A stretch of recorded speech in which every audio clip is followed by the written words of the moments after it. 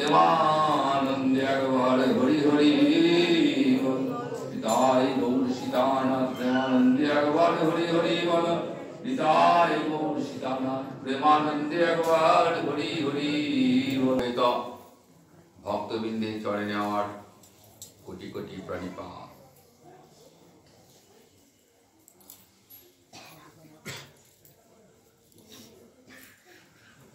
आज पूर्ण मोक्षदा एकादशी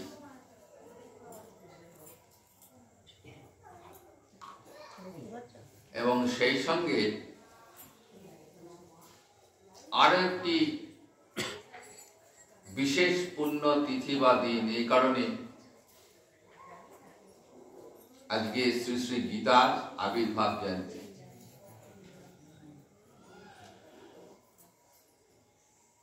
আজকের দিনেই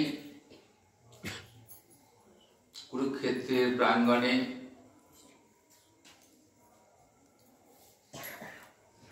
যুদ্ধ শুরু হওয়ার পূর্বে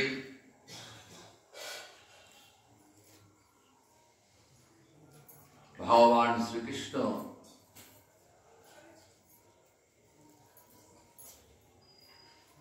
অর্জুনকে গীতার উপদেশ শুনিয়েছিলেন।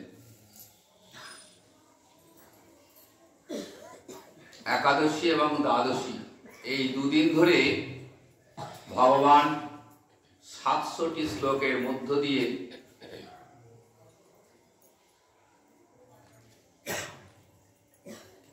গীতার অপূর্ব বাণী শোনালেন অর্জুনকে।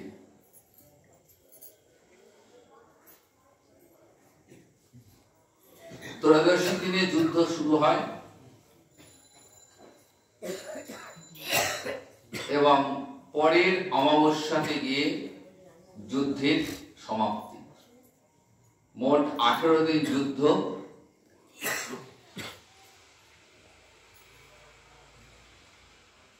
10 দিনের দিন যুদ্ধ শুরুর পর 10 দিনের দিন মহামতি ভীষ্মের পতন হয়ে যায়।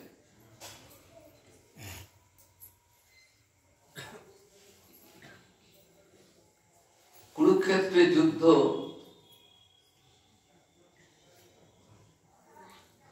আমাদের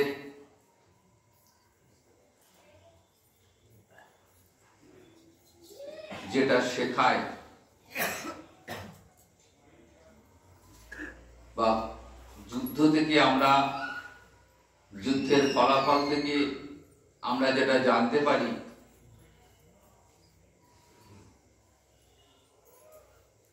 যথা ধর্ম তথা জয়। যেখানে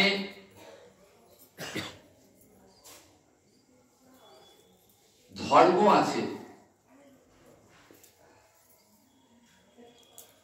সেখানে তার জয় নিশ্চিত। ধর্মের পথে চললে, সত্যের পথে চললে আর গোবিন্দ চরণে শরণাগতি থাকলে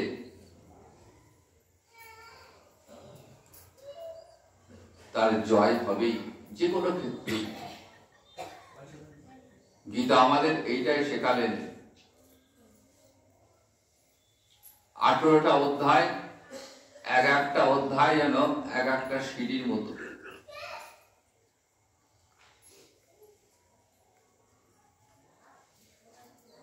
এই অষ্টাদশ সোপান বা সিঁড়ি মানব জীবনের এক গুরুত্বপূর্ণ অধ্যায়। অর্জুনকে উপলক্ষ করে সমগ্র বিশ্ববাসী উদ্দেশ্যে, জগতের প্রত্যেকটা জীবের উদ্দেশ্যে, বিশ্ব জীবের উদ্দেশ্যে ভগবানের বাণী, সর্বধর্মান পরিত্যজ্য মাম একং শরণং ব্রজ।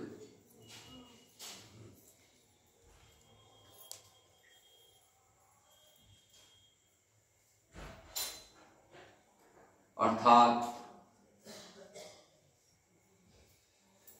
সমস্ত ধর্ম পরিত্যাগ করে একমাত্র আমার চরণে আশ্রয়।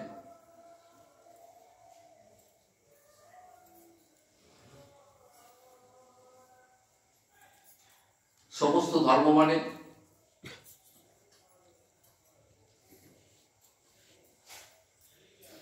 জীবের সমাজ জীবনে আমরা অনেক ভূমিকা পালন করি। গার্হস্থ্য ধর্ম, সামাজিক ধর্ম, লৌকিক ধর্ম,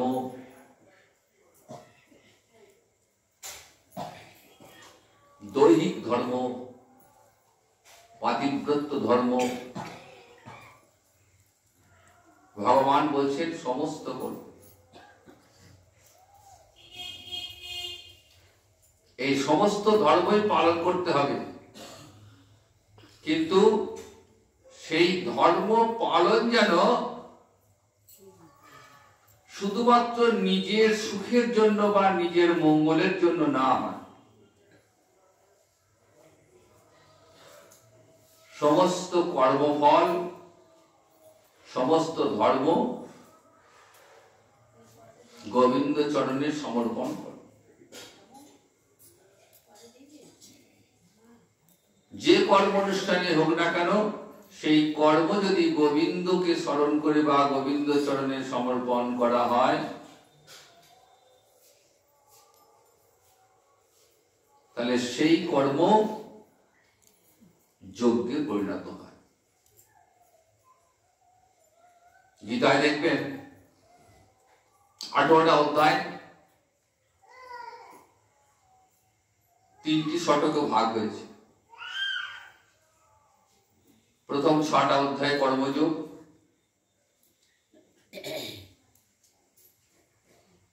6 থেকে দ্বাদশতম অধ্যায় ভক্তিযোগ, 7ম থেকে দ্বাদশ, আর 13 থেকে 18 জ্ঞান যোগ।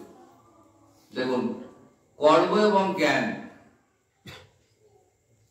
ভগবান কর্মযোগের কথা বললেন, জ্ঞান যোগের কথা বললেন, মাঝে রয়ে গেল ভক্তিযোগ।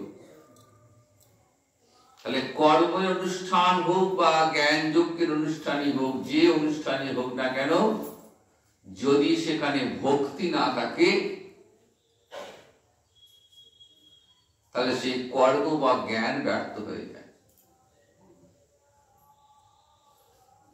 তাই কর্ম এবং জ্ঞানের মাঝে ভক্তিকে সুন্দরভাবে উপস্থাপন করা হয়েছে।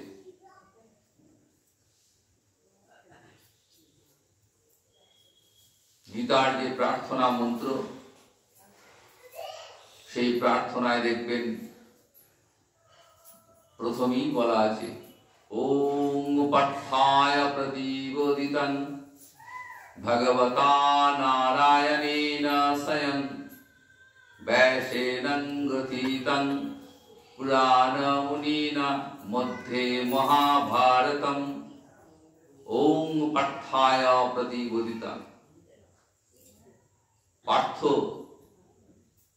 পৃথার পুত্র, কুন্তির আর এক নাম পৃথা, মাতা কুন্তি। পৃথার পুত্র তাই পার্থ অর্থাৎ অর্জুন। অর্জুনের প্রতিবোধন জাগরণের জন্য ভগবতা নারায়ণেন স্বয়ং ব্যাসেন গ্রথিতং পুরাণ মুনিনা মধ্যে মহাভারত। ব্যাসদেব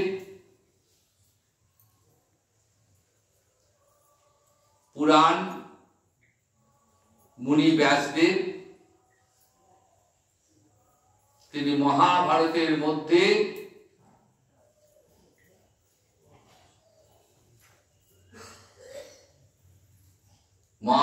মধ্য দিয়ে এই অদ্বৈত অমৃত রূপ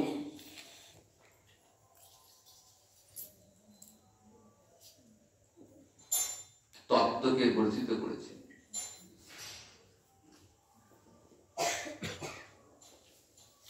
ব্যাসেন নারায়ণ সাক্ষাৎ, অর্থাৎ ব্যাসদেব হলেন নারায়ণের একটি অবতার। তিনি বেদকে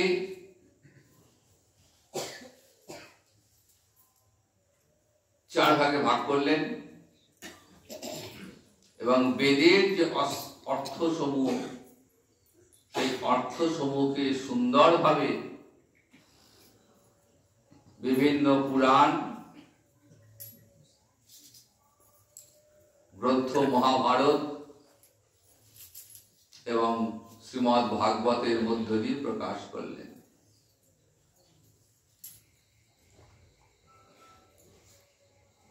তাই গীতা এবং ভাগবত এই দুটিকে বলা হয় বেদের নির্যাস।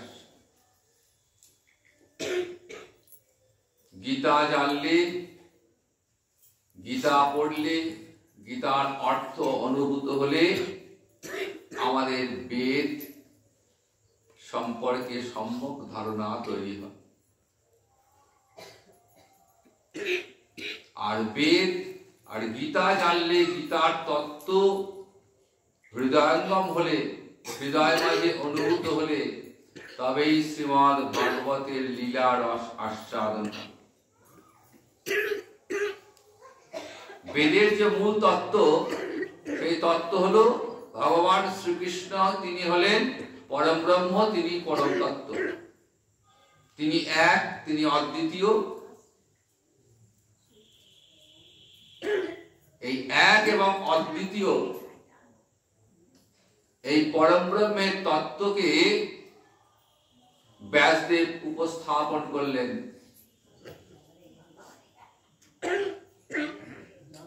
ভগবানের মুখনিসৃত বাণী, ইয়া স্বয়ং পদ্মনাভস্য মুখ পদ্ম বিনিসৃতা। পদ্মনাভ মানে ভগবান শ্রীকৃষ্ণের একটি নাম হলো পদ্মনাভ, যার নাভি থেকে পদ্মের জন্ম।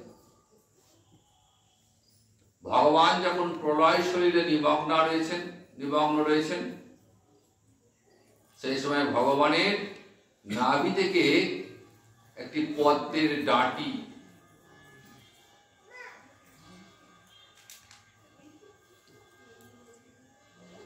বেরিয়ে আসে।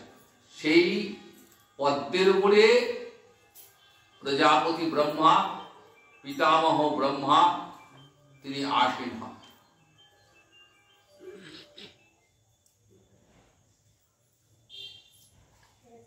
তাই পদ্মনাভ, যার নাভিতে পদ্ম, সেই পদ্মনাভ স্বয়ং ভগবান শ্রীকৃষ্ণের মুখ নিঃসৃত বাণী শ্রী গীতা। তাই গীতা কখনো, গীতার কোনো কথায় মিথ্যা নয়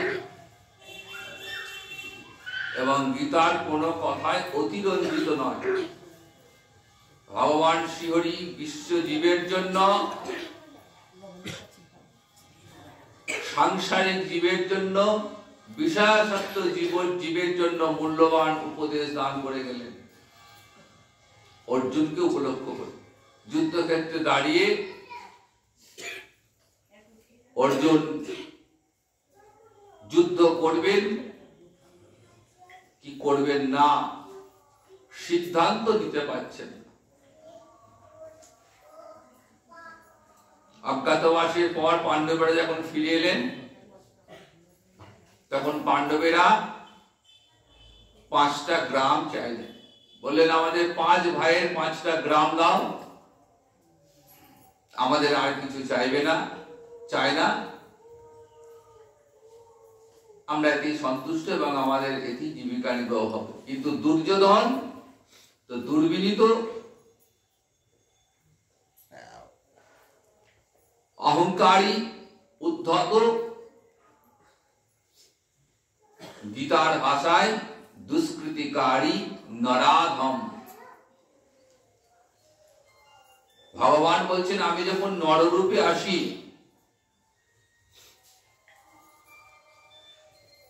যখন আমি নররূপে লীলা করি, তখন সবাই আমাকে চিনতে পারে না, বুঝতে পারে না। আমি যে স্বয়ং ভগবান, এই অনুভূতিটা সকলের মধ্যে আসে না।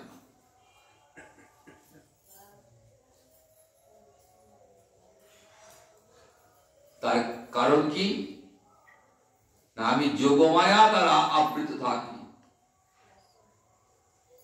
না হং প্রকাশং সর্বত্র যোগমায়া মুখ।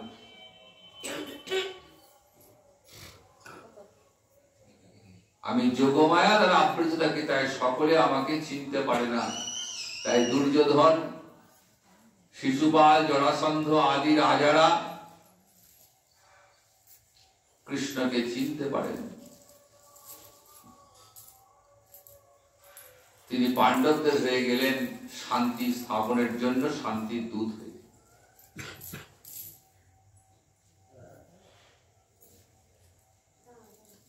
দুর্যোধনকে বোঝালেন যে দেখো দুর্যোধন, এই রক্তক্ষয়ী ভ্রাতৃঘাতী যুদ্ধ এড়ানো সম্ভব। যদি তুমি পাণ্ডবদের 5টা গ্রাম দিয়ে দাও। কিন্তু উদ্ধত দুর্বিনীত অহংকারী দুর্যোধন সঙ্গে সঙ্গে বলে উঠলেন, বিনা যুদ্ধে নাহি দিব সুচক্র মেদিনী।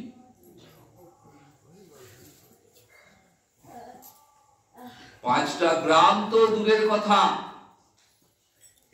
একটা ছুঁচের ডগায় ছুঁচ দিয়ে ভূমি বিদ্ধ করলে যে পরিমাণ ভূমি উত্থিত হবে, সেইটুকু পরিমাণ ভূমিও আমি পাণ্ডবদের বিনা যুদ্ধে দেব না।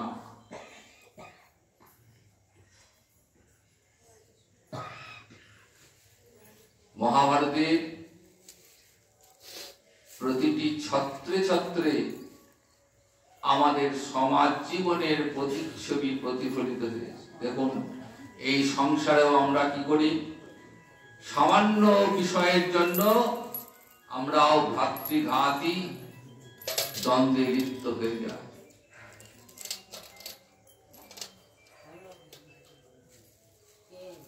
কেউ কাউকে একটু আমরা ছাড়তে পারি না। তাই দুর্যোধন বললেন, বিনা যুদ্ধে নাহি দিব সুচক্র মেদিনী। কৃষ্ণ তো সবই অন্তর্যামী, তিনি জানেন, তবুও লৌকিক ব্যবহারে তিনি নররূপে লীলা করছেন। তাই জগৎকে শিক্ষা দানের জন্য তিনি শান্তির প্রস্তাব নিয়ে গেছিলেন। যখন দুর্যোধন মানতে পারল না, দুর্যোধনের কাছ থেকে বিদায় নিয়ে এলেন। মাতা কুন্তির নির্দেশে পাণ্ডবেরা যুদ্ধ ঘোষণা করল। কুরুক্ষেত্রের রণাঙ্গনে 18 দিন ধরে রক্তক্ষয়ী ভ্রাতৃঘাতী, বাইরের কোন শত্রু নয়, ভাইয়ে ভাইয়ে বিবাদ।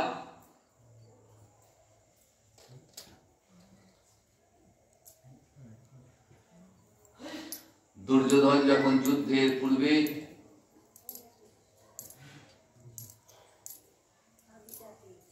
মায়ের কাছে আশীর্বাদ দিতে এসছেন,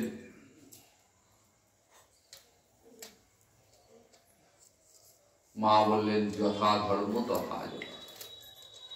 মা তো জানেন যে অন্যায় যুদ্ধ, এই জোর করে পাণ্ডবদের বঞ্চিত করা হয়েছে। কারণ ওই সম্পত্তিতে যতটুকু ধৃতরাষ্ট্রের এবং তার পুত্রদের অধিকার, ততটাই পাণ্ডবদের অধিকার ছিল। কিন্তু অন্যায় করে, অন্যায়ভাবে তাদেরকে তাদের সম্পত্তি থেকে বঞ্চিত করা হয়েছে।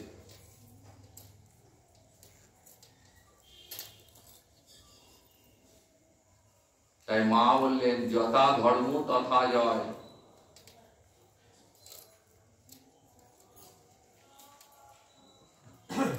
যুদ্ধ শুরুর পূর্বে উভয় পক্ষের সৈন্যসজ্জা হয়েছে। উভয় পক্ষেই বড় বড় রথী মহারথীরা যোগদান করেছেন।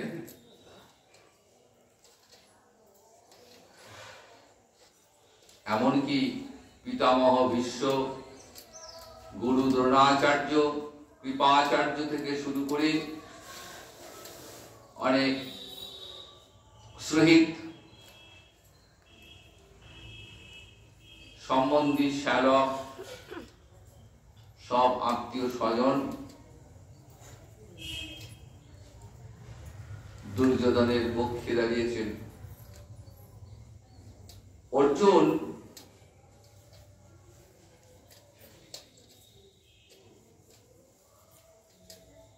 দেখছেন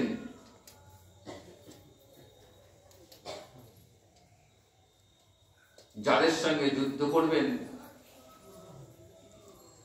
তারা সকলেই তার একান্ত প্রিয়জন। পিতামহ ভীষ্ম, গুরু দ্রোণাচার্য রয়েছেন। এদেরকে দেখে মনে মনে ভাবছেন যে আমি কেমন করে এদের অঙ্গে আঘাত করব।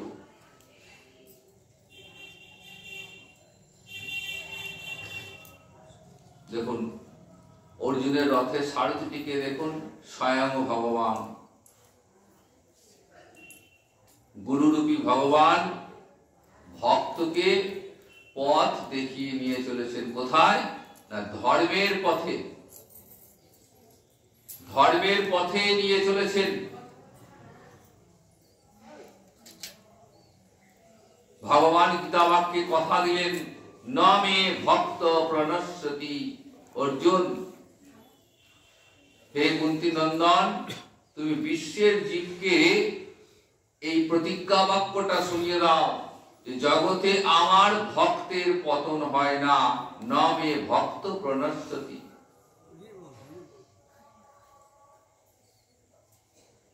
তাই ভগবান ভক্তকে রক্ষা করেন, তাই তিনি অর্জুনকে সর্বতোভাবে রক্ষা করবার জন্য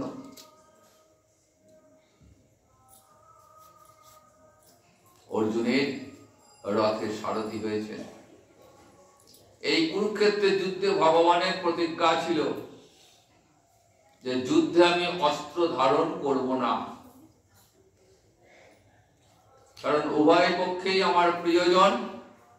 কাজে আমি জাল হয়ে অস্ত্র ধারণ করব, অপর পক্ষের মনোকষ্ট হবে। তাই ভগবানের সিদ্ধান্ত, আমি কোনো অস্ত্র ধারণ করব না। যুদ্ধের পূর্বে ভগবান শয়নে আছেন, অর্জুন এসছেন, দুর্যোধন এসছেন, দুজনাই সাহায্য লাভের আশায়।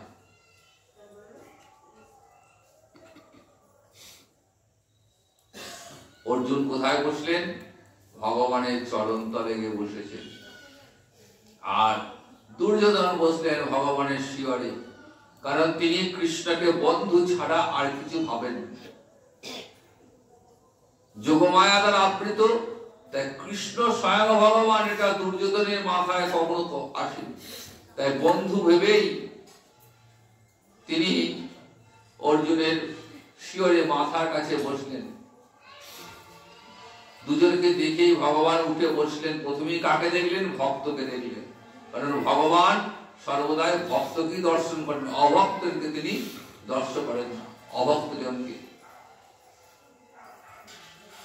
উঠেই অর্জুনকে দর্শন করেছেন। বলছেন, আমি জানি তোমরা কেন এসেছো, যুদ্ধে সাহায্য লাভের আশায় তোমরা এসেছো। তা দেখো, এই যুদ্ধে তো আমি কোনো অস্ত্র ধারণ করব না, সুতরাং আমার একদিকে রয়েছে এক অক্ষৌহিনী নারায়ণী সেনা, আর একদিকে সম্পূর্ণ নিরস্ত্র। এবার তোমরা স্থির করো কে কোনটা নেবে। ও দুর্যোধন সঙ্গে সঙ্গে বললেন যে তোমাকে নিরস্ত্র, তোমাকে নিয়ে যুদ্ধক্ষেত্রে আমার কোনো লাভ নেই কৃষ্ণ, তোমার এই নারায়ণী সেনা কি আমাকে দাও।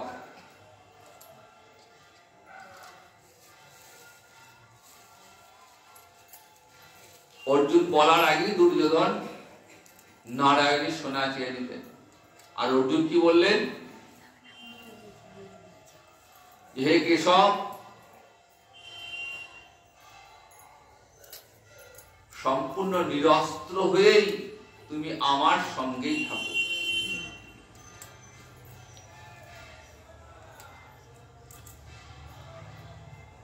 তাই ভগবান আজ অর্জুনের রথে সারথি হয়েছেন। অর্জুন আদেশ করছেন যে উভয় সেনাবাহিনীর মাঝে আমার রথটিকে স্থাপন করো। আর ভগবান সেই আদেশ পালন করলেন। এই জন্য গীতা সমস্ত শাস্ত্রের থেকে, গীতাতেই আমরা প্রথম এই নির্দেশ পেলাম যে ভক্তকে ভগবান আদেশ করছেন, ভক্ত ভগবানকে, আর ভগবান সেই ভক্তের আদেশ পালন করলেন। আমরা জানি আমাদের এই সংসারে যারা জ্যেষ্ঠ, যারা বয়সে বড়, তারা ছোটদের আদেশ করেন, আর ছোটরা বড়দেরকে অনুরোধ করেন।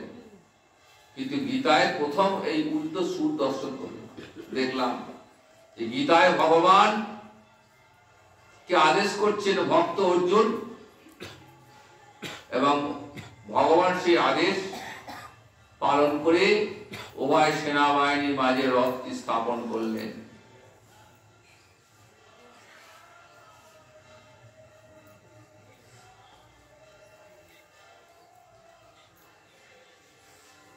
অর্জুন দেখছেন সবাই আমার প্রিয়জন, যুদ্ধ করবেন না, মনস্থির করে ধনুর্বাণ ত্যাগ করে রথে বসে পড়েছে। হে কৃষ্ণ, হে গোবিন্দ, ন যোৎসি, আমার আর যুদ্ধ করার কোন ইচ্ছাই নেই। আমি কাদের সঙ্গে যুদ্ধ করব? আমি আমার ভ্রাতাগণ রয়েছেন, গুরুবর্গ রয়েছেন, এদের অঙ্গে আঘাত করে তাদের রক্তমাখা সম্পদ আমি ভোগ করব? তার চেয়ে বরঞ্চ আমার মৃত্যু হয়ে যাক।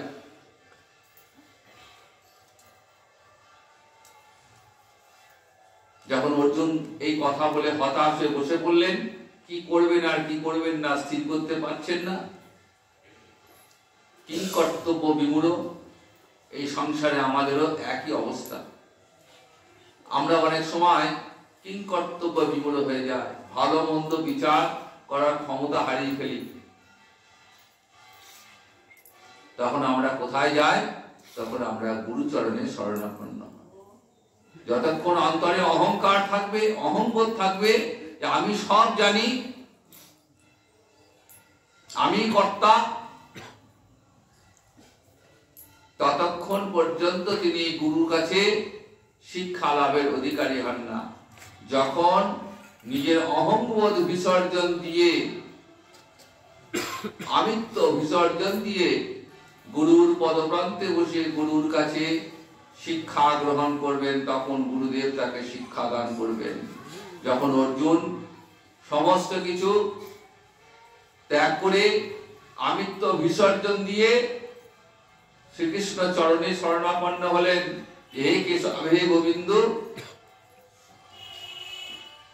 আমি তোমার শিষ্য, আমি তোমার শরণাগত, তুমি আমাকে কৃপা করে বলো আমি কি করব, তুমি যা বলবে আমি তাই করব। এইভাবে সর্বতোভাবে আত্মসমর্পণ, টোটাল সারেন্ডার, সর্বধর্মান পরিত্যজ্য মাম একং শরণং ভজ। ভগবান বললেন একমাত্র আমি। এই ভগবানের চরণে শরণাগতি, এটাই গীতার মূল সুর। প্রথম থেকে শেষ পর্যন্ত গোবিন্দ চরণে শরণাগতি। ভগবান নিজ মুখে বলছেন যে একমাত্র আমিই আছি, আমার চরণে আশ্রয় গ্রহণ যে করবে তাকে আমি সর্বতোভাবে রক্ষা করব।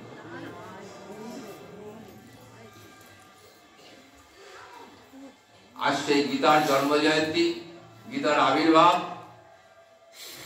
আগামীকাল থেকে 9 দিন ধরে গীতার প্রতিটি অধ্যায়ে সমবেত প্রার্থনা এবং তার সঙ্গে ব্যাখ্যা আমরা প্রতিবারের ন্যায় এবারেও আস্বাদন করব।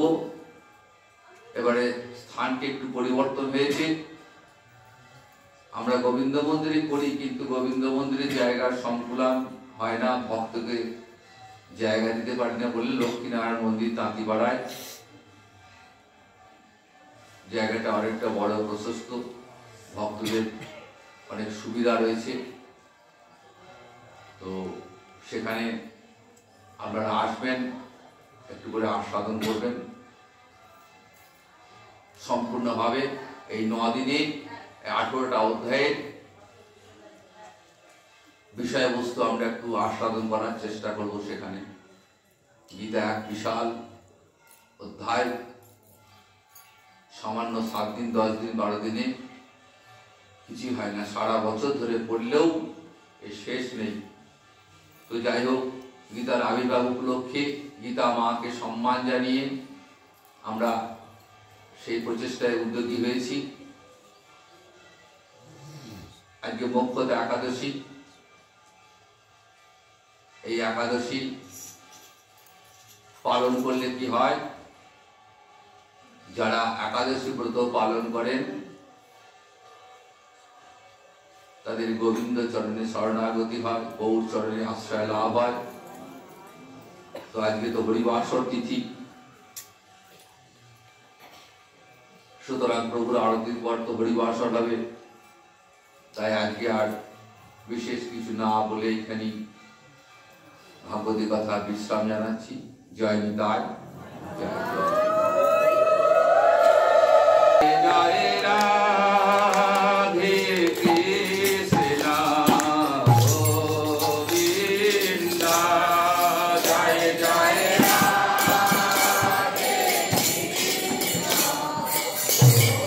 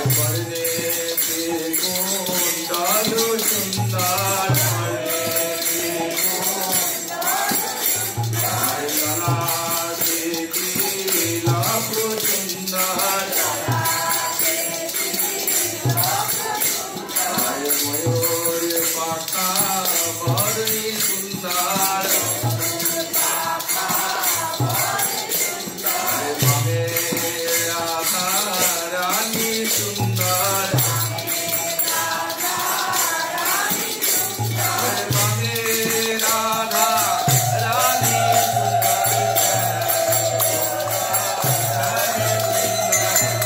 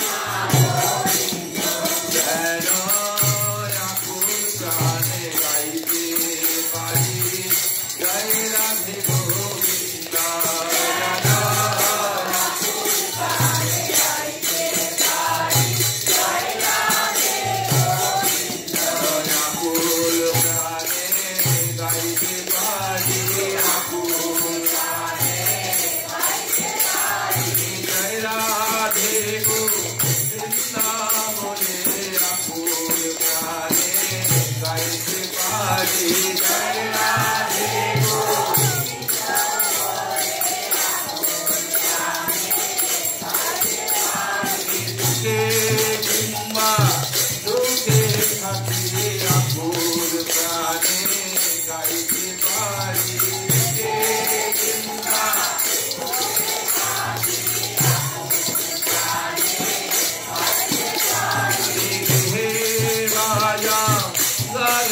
থাকি আকুল প্রাণে গাইতে পারি হে রাজা গানে থাকি এই যমুনাপু দিনে বুঝি আকুল প্রাণে গাইতে পারি যমুনাপু দিনে বুঝি